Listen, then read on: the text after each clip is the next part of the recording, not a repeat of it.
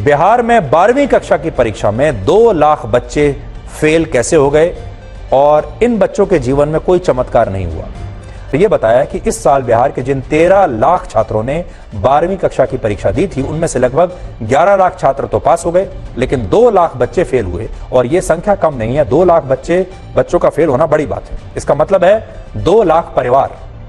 और जब ये छात्र फेल हुए तो इससे बिहार के 2 लाख परिवार सीधे तौर पर प्रभावित भी होंगे और निराश भी हो जाएंगे। हालांकि ऐसा नहीं है कि बिहार में पहली बार इतने लाखों बच्चे एक साथ फेल हुए हैं। आंकड़े बताते हैं, हमने आज देखा कि पहले क्या होता था।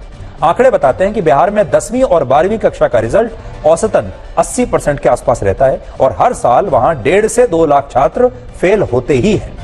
वर्ष 2022 में बिहार में 12वीं कक्षा में 80% छात्र पास हुए थे, 2021 में 78% छात्र, वर्ष 2020 में 80% छात्र 12वीं कक्षा में पास हुए थे और 2018 में जो पास होने वाले छात्रों की संख्या थी वो सिर्फ 53% थी, यानी तब 5 लाख से ज्यादा बच्चे फेल हो गए थे।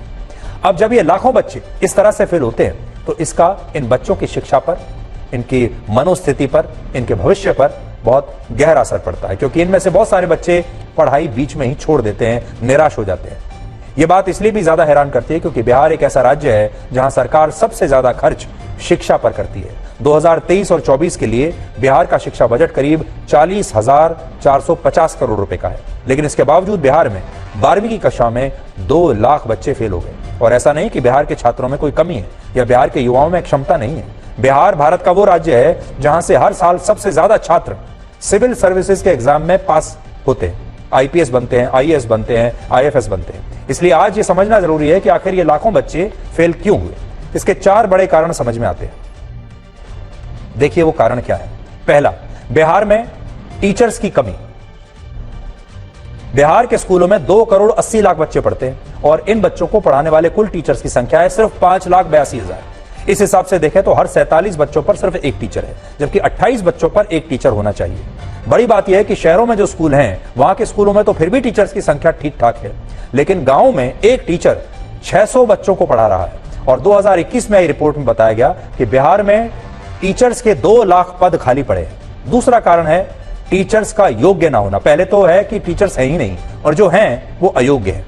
बिहार में प्री प्राइमरी स्कूल में पढ़ाने वाले 16%, प्राइमरी स्कूल में पढ़ाने वाले 9%, अपर प्राइमरी में पढ़ाने वाले 13% और सेकेंडरी स्कूल में पढ़ाने वाले 5% टीचर्स अयोग्य हैं, यानी अंडर क्वालिफाइड हैं। अंदाजा लगाइए कि ये लोग कैसे टीचर बने होंगे और फिर ये बच्चों को क्या पढ़ाते होंगे। तीसरा कारण है स्कूलों में बुनियादी सुविधाओं की कमी और चौथा कारण है बच्चों में पढ़ने के लिए समाज में और परिवारों में उत्साह न होना।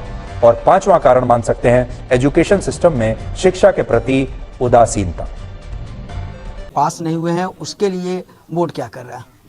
जो भी विद्यार्थी आज की इस परीक्षा फल में अनुत्तीर्ण रहे हैं उनके लिए कंपार्टमेंटल परीक्षा के लिए 3 तारीख से फॉर्म भरा जाएगा। 3 से 9 अप्रैल के बीच वे परीक्षा के लिए आवेदन कर सकते हैं। उनका भी परीक्षा फल का परिणाम मार्च माह तक जारी करने का लक्ष्य रखा गया है, मई माह तक, ताकि उनको किसी भी प्रकार की आगे के इंस्टीट्यूशंस में एडमिशन लेने में उनको कठिनाई ना हो।